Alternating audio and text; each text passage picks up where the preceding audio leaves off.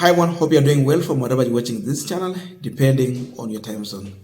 Now, going by how this government is operating, there is no any other way we can describe it rather than just saying that we are in dictatorship.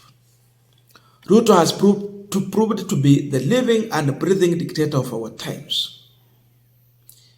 It's clear that he's going to use force to have his way. There's no way you are going to negotiate with William Ruto on anything. I'm saying so because I've seen they're putting up a scheme which is going to be a mandatory for every Kenyans to have a health insurance for you to get services. In the latest update, the health CS Susan Nahumita has published a regulation which makes it mandatory for Kenyans to enter the new health insurance scheme. Is a must. So the government has blacklisted Kenyans without Ruto's new social health insurance from 11 services. 11. So for you to get these services, you have to prove of registration before you access the services. Lazima uende pale uonyeshane your health insurance card as approved, and the officer will key in to check if you have been paying or if it is active before you get any service.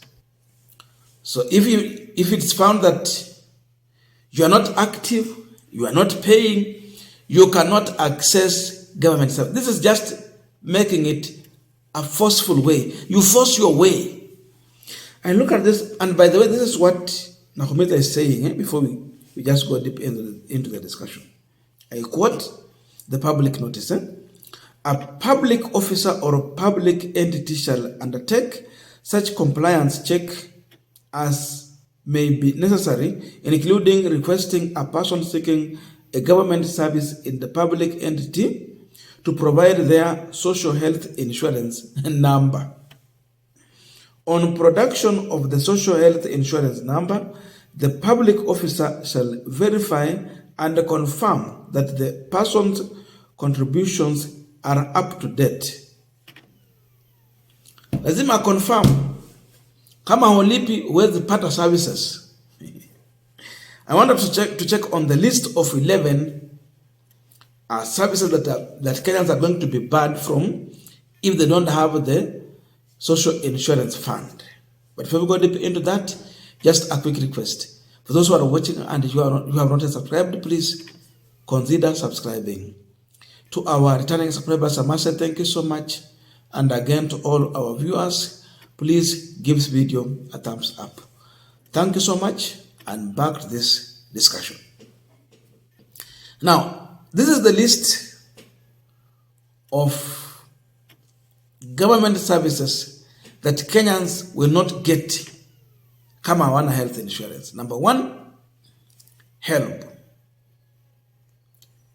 Kama unataka HELB na huna health insurance card, you cannot get. Remember, it should be active, up to date. Number 2, government jobs. Ukitafuta kazi ya serikali, kitu ya kwanza ukuwe na health card, iko hapo. Number 3, motor vehicle registration. Ukuwe nayo, upate registration. Number 3, tax compliance certificate. Hiyo number 3 ama number 4. Tax compliance certificate. Lazima ukuwe na health card ndio upate hiyo. Number 4, passport and travel documents. Mimi niko na passport, haiko hapa karibu ya nikakuonyesha. But when I was applying for the passport somewhere in 2013, they were not asking for health card. But right now, if you're going to apply for passport or any any travel document, that means you're flying out, you must show health insurance card. La ajabu ni kwamba hata labda kama unaenda kufanya kazi kule nje, you will go into a different scheme of health insurance. Lakini wanasema ukuwe nayo hii ya Kenya hapa. Maybe for example, many Kenyans are in Gulf country. Wanafanya kazi huko. My question is, you are not here in Kenya, but you will be paying for health card here in Kenya, while the company elsewhere kwenye unafanya kazi is going to pay for your health insurance in a different scheme. Sasa how will this one serve you na huko hapa Kenya? Huko. That is my question. How? With that one ninaona ni kama kuna shida mahali. Number, is it 5 or 6? Registration of business. If you want to register business, first thing, onyeshana health card yako. Bila hiyo you cannot register any business. Lazima ukuwe na hiyo. Another one, procurement of goods and services. You cannot procure if you don't have that health card. I've seen they're saying that if you want to register marriage,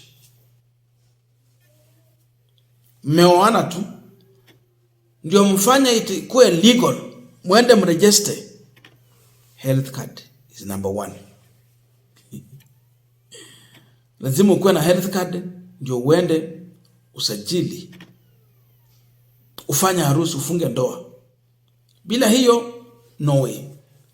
And if you read that regulations published by Nahumiza to the end, Ruto is telling us that those who are going to miss out on registration, they will also miss out on purchase and selling of properties and getting government assistance and any subsidy. Hautapata.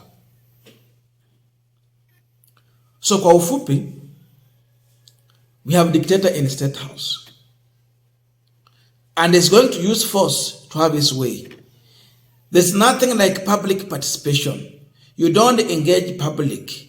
You don't create the awareness. You are not educating people to see the importance in what you want them to have.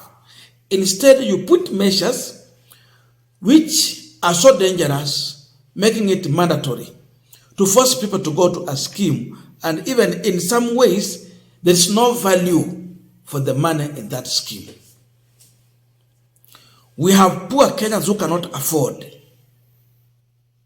kupata tu hii pesa. Kuwe na 500, wamesema wengine watalipa 300, na wanasema wala wenye hawana serikali itawalipia. Kwa njia ipi? Tumeona Uhuru Kenyatta launching out free health care. He piloted hapa Kisumu, aniweka ingine Nairobi, akaenda Ukambani akakuwa na ingine. There was one in Mount Kenya, there's one in Coast. It was free, you don't pay. But wanapoeka kwa scheme, walikuwa wanatafuta wale the poor. Lakini hii ya Ruto imerudisha sasa hata watoto saizi lazima ulipie ndio wapate matibabu. The question is, what stopped William Ruto from continuing the good job that was started by Uhuru Kenyatta? It was just all about dealing with the poor. And someone, an elder, called me one time and they told me that there was a time they were not paying for health. It was free. And all these things were brought into play when IMF forced Kenya to implement some policies for them to continue getting or enjoying funds. Healthcare was supposed to be taken back to free. Kwetu wewe ni mgonjwa, uende hospitali utibiwe.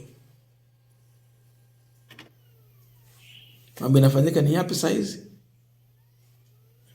You have to pay. So Uhuru had started the journey of taking back healthcare or mambo ya treatment na mambo ya hospitali for free, irudi kule ilikuwa. Ruto anafanya nini?